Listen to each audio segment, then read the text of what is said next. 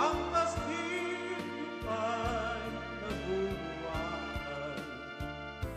Kaya't bago natin bigkasin ang pagsintang-sinta sa minong mutiya, sa diwa